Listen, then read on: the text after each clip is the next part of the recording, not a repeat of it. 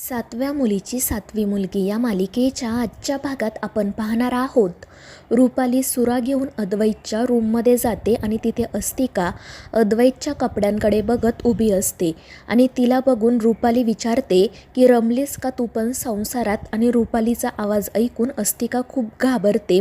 ती रुपालीकडे जात विचारते की तुम्ही इथे कशासाठी आला आहात. आणि त्यावर रुपाली तिला सुरा देत म्हणते की आत्ताच तू अद्वैतला मारून टाक. आणि ते ऐकून अस्तिकाच्या पायाखालची जमीनच सरकते.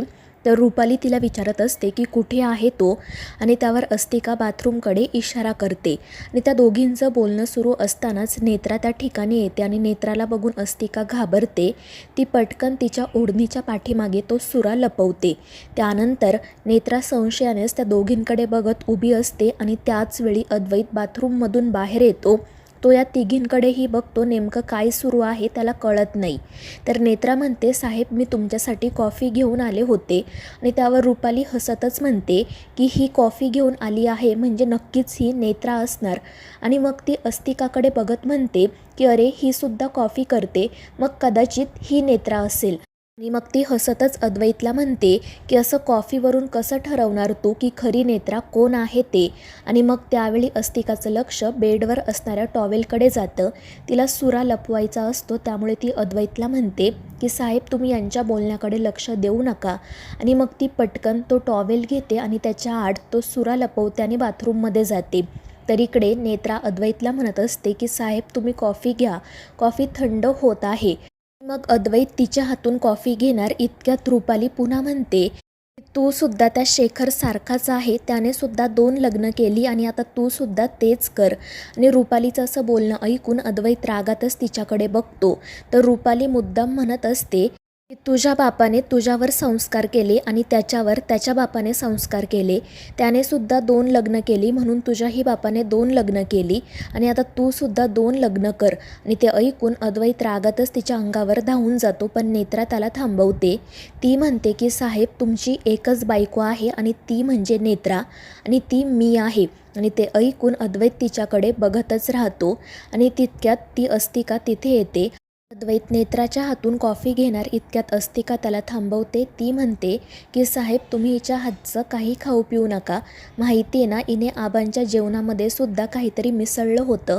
मी तुम्हाला विषाची परीक्षा नाही घेऊ देणार.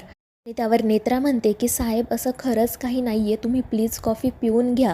आणि त्यावेळी रुपाली पुन्हा हसतच म्हणते की आता तुम्ही एक काम करा, आत्तापर्यंत ती कॉफी दोघांमध्ये शेअर करत होता ना, मग आता कॉफीचे 3 हिस्से करा. आणि ती अद्वैतला सांगते की आता तू यापुढे या दोघींचीही सवय करून घे, तुम्हाला तिघांना एकत्रच राहायचं आहे. आणि ते ऐकून अद्वैत खूप चिडतो आणि रागातच तेथून निघून जातो. नेत्रा देखील त्याच्या पाठोपाठ जाते. तर रुपाली अस्तिकाला म्हणत असते की तू काही इथे मान हलवत थांबली आहे, जा. आणि त्याच्या घशात ती कॉफी ओत, ही त्याची शेवटची कॉफी ठरणार आहे. त्यामुळे अस्तिका घाबरते आणि नाईलाजाने अद्वैतच्या पाठीमागे जाते. दुसरीकडे अद्वैत किचनमध्ये जाऊन स्वतःच कॉफी बनवायला सुरुवात करतो. तितक्यात नेत्रा त्या ठिकाणी येते. ती अद्वैतला म्हणत असते की साहेब प्लीज तुम्ही कॉफी घ्या. पण अद्वैत चिडून म्हणतो की मला तुझ्या हातची कॉफी नको आहे आणि तिच्या हातची सुद्धा कॉफी नको आहे, मी माझा बनवून घेईल. मात्र त्याला गॅस पेटवताच येत नसल्यामुळे तो तेथून जाण्यासाठी निघतो. आणि त्यावेळी नेत्रा म्हणते की साहेब ठीक आहे, एक वेळ तुम्ही मला नेत्रा नका मानू, पण प्लीज स्वतःला असा त्रास नका करून घेऊ. आणि मला माहिती आहे की जर सकाळी सकाळी तुम्हाला चांगली कॉफी नाही भेटली तर तुमचा सगळा दिवस वाईट जातो, त्यामुळे प्लीज ही कॉफी घ्या, मी बाहेर निघून जाते. आणि नेत्राचं ते बोलणं ऐकून अद्वैत शांत होतो आणि तो तिच्या हातून कॉफी घेणार. पण पुन्हा अस्तिका तिथे येते. पुन्हा ती कॉफीचा मग हिसकावून घेते. ती म्हणते की साहेब मी तुम्हाला हिच्या हातची कॉफी नाही घेऊ देणार. आणि मग पुन्हा त्या दोघीजणी वाद घालायला सुरुवात करतात आणि त्यांच्या भांडणामध्ये तो कॉफीचा मग खाली पडतो, फुटतो. त्यामुळे अद्वैत पुन्हा तेथून निघून जातो. तर दुसरीकडे इंद्राणीच्या रूममध्ये केतकी, फाल्गुनी आणि तन्मय आलेले असतात. शेखरला सुद्धा त्या ठिकाणी बोलावून घेतात. शेखर त्यांना विचारतो की काय झालं, एवढ्या अर्जंटली इथे का बोलावलं. आणि त्यावर फाल्गुनी आनंदाने त्याला सांगते की आपली नेत्रा सापडली आहे. काल रात्रभर आम्ही तिच्याशी गप्पा मारत होतो आणि आमची पूर्ण खात्री पटली आहे की तीच आपली नेत्रा आहे. त्यावर शेखर विचारतो की नक्की कोणाबद्दल बोलताय तुम्ही. आणि त्यावर फाल्गुनी आणि तनू आनंदाने सांगतात की आपल्या ओरिजिनल नेत्राबद्दल, म्हणजे जी नेत्राच्या रूपात आहे तिच्याबद्दल, तीच खरी नेत्रा आहे. मात्र शेखरचा यावर काही विश्वास बसत नाही.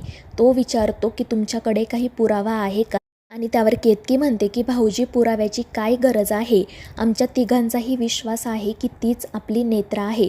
तितक्यात अद्वैतही त्या ठिकाणी येतो. केतकी आनंदाने त्यालाही ही गोष्ट सांगते आणि त्यावेळी मग इंद्राणी सुद्धा म्हणते की केतकी जे काही सांगते त्यावर माझाही विश्वास आहे. मलाही कुठेतरी असं वाटते की जी नेत्राच्या रूपात आहे तीच आपली खरी नेत्रा आहे. मात्र आपल्याला प्रॅक्टिकली विचार करायला हवा, इमोशनली विचार करून नाही चालणार. आणि त्यावर केतकी म्हणते, पण असं कसं इंद्राणी मॅडम? आमचा विश्वास आहे की तीच नेत्रा आहे. मात्र शेखर त्यांना समजावत असतो की काही झालं तरी आपल्याला असा इमोशनली विचार करून नाही चालणार, प्रॅक्टिकली विचार करायला हवा. आणि त्यावेळी मग केतकी, फाल्गुनी आणि तन्मय पुन्हा अद्वैतला, शेखरला समजवण्याचा प्रयत्न करतात. मात्र अद्वैत देखील म्हणतो की मला बाबांचं म्हणणं पटत आहे. आणि मग तो सगळ्यांना सांगतो की जेव्हा अस्तिकाच्या रूपातील नेत्रा आपल्या घरात आली तेव्हा आपण तिच्याशी जे काही वागलो ते प्रॅक्टिकली विचार करून वागलो. आपण तिला स्वतःला नेत्रा म्हणून सिद्ध करण्यासाठी खूप संधी दिली. मात्र त्यानंतर आपल्याला नेत्राच्या रूपातील नेत्रा स्टोर रूममध्ये सापडली आणि आपण तिला नेत्रा म्हणून सिद्ध करण्यासाठी एकही संधी दिलेली नाही. नकळतपणे आपण तिच्यावर अन्याय केला आहे. त्यामुळे मला आता असं वाटतं की आपण तिला ही संधी द्यायला हवी.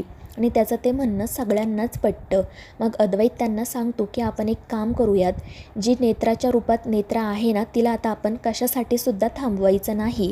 तिला जे करायचं आहे ते करू द्या, घरभर फिरू द्या.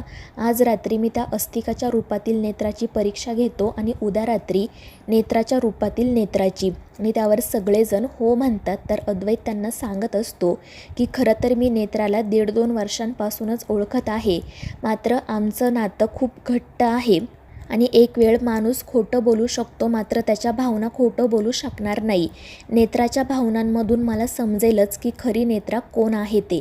तर दुसरीकडे रुपाली अस्तिकाला सांगत असते की आता वेळ वाया घालवायचा नाही, आज रात्रीच त्या अद्वैतला संपवायचं. आणि आता मला असं वाटते की नेत्राने सुद्धा तिची शस्त्र खाली टाकून दिली आहेत, कारण तिने आज दिवसभरात ती नेत्रा आहे हे सिद्ध करण्यासाठी कोणतेही प्रयत्न केले नाही. मात्र ते ऐकून अस्तिका घाबरते. त्यानंतर ती तिच्या रूममध्ये जाते. तिला सतत रुपालीचं बोलणं आठवत असतं आणि आपल्याला आता अद्वैतला मारायचं आहे या विचारानेच तिला घाम फुटतो. ती मनाशी म्हणत असते की विरोचकाचा आदेश टाळता येणार नाही, मात्र मी अद्वैतला नाही मारू शकत, मला तो हवा आहे. आणि मग त्याचवेळी तिचं लक्ष अद्वैत आणि नेत्राच्या फोटोकडे जातं. ती एकटक त्या फोटोकडे बघत असते आणि मग त्यावेळी तिला नेत्राच्या ठिकाणी स्वतःचा चेहरा दिसू लागतो. तर मित्रांनो, या मालिकेच्या पुढील भागांच्या अपडेट्ससाठी आपल्या चॅनेलला सबस्क्राईब करा.